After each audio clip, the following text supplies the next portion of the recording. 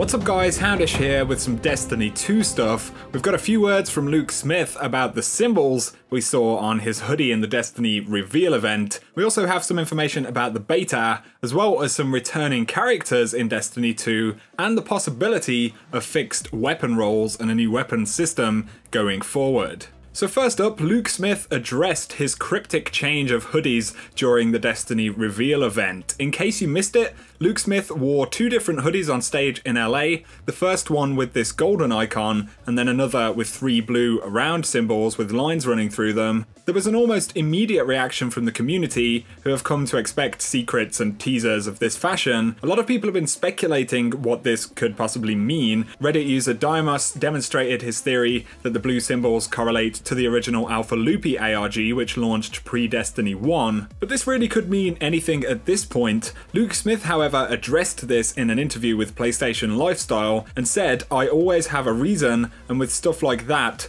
it's always pretty deliberate, and there's almost always a plan, and with reason and plan, there will be a time for the reveal." So while we can only speculate right now, Luke Smith has confirmed that there is some kind of meaning to this Easter egg and it will be revealed in time. If you want to do some research, just look it up on the forums or Reddit, or you can follow the link in the description. There's some pretty interesting theories about what this could mean, but almost definitely a little Easter egg in there.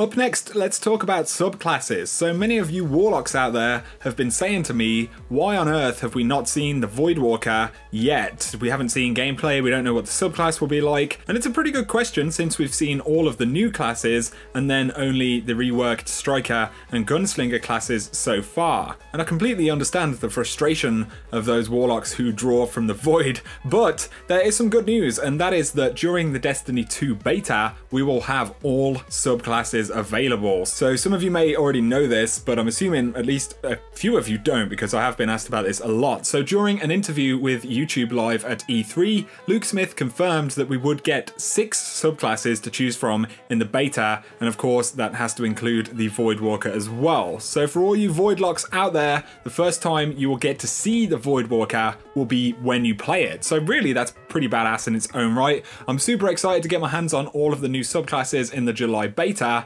Again, there's still some speculation about the content that we'll receive in the beta. It will almost certainly include everything we've seen so far. That's likely to be the basis of the beta according to Bungie. But they did say there will be a couple of other secrets and unexpected things thrown in there as well. So on top of finally getting our hands on Sentinels, Arc Striders, Voidwalkers, it's going to be awesome to just play Destiny 2.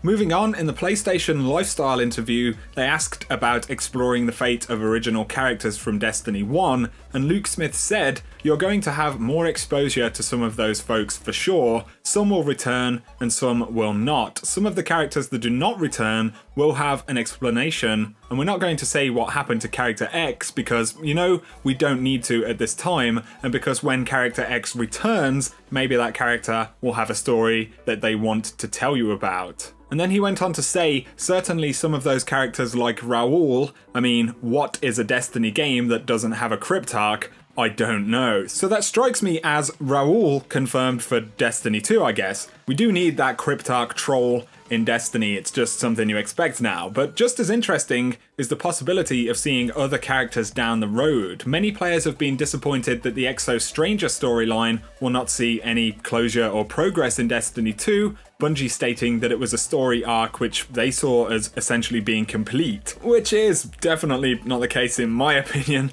but at least with this statement, we will likely see many other Destiny 1 characters in the future. In the interview, they also asked if the Zavala prelude was something which we will see from other characters. I had certainly hoped so, but Luke Smith confirmed this was a singular world piece which took a long time to make and was supposed to merely set the stage for Destiny 2's reveal. So we're not going to get an equivalent for the other Vanguard characters, which is a shame, although Destiny 2 will have more story and cinematic content than ever before, so I'm sure that will satiate our hunger for more story.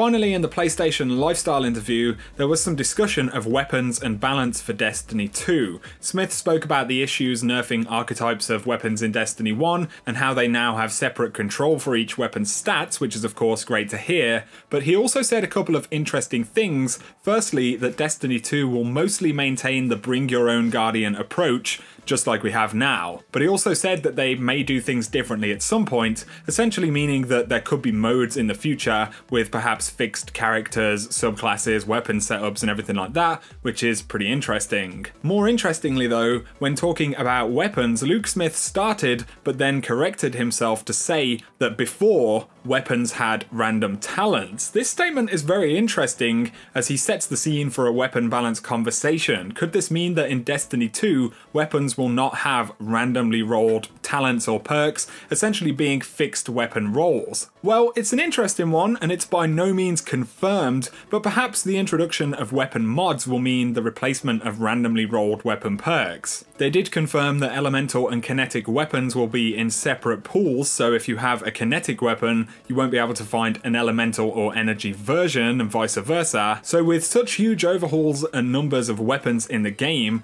it could well be the case. Perhaps the gunsmith will play a bigger part in providing varied weapon rolls with this new system, but again, it's not confirmed. The way he refers to weapons having random talents before does suggest that it perhaps could be different this time, and as of yet we know basically nothing about the weapon mods system. You know, they could be very influential to how weapons perform and in what kind of content you would want to use those weapons and things like that. We've seen many systematic changes, you know, to the weapons and how they're used in Destiny, but of course we will have to wait and see a little bit further down the road. So that pretty much sums up this video, guys. Just some interesting bits and bobs from a couple of recent interviews. So let me know what you guys think down below. Which subclasses are you most excited to play in the beta? Do you have any theories about Luke Smith's Easter egg hoodie situation that's going on? Let us know in the comments section below, but if you have enjoyed the video, a like is appreciated, and if you're new to the channel, feel free to hit subscribe to see a lot more Destiny 2 content,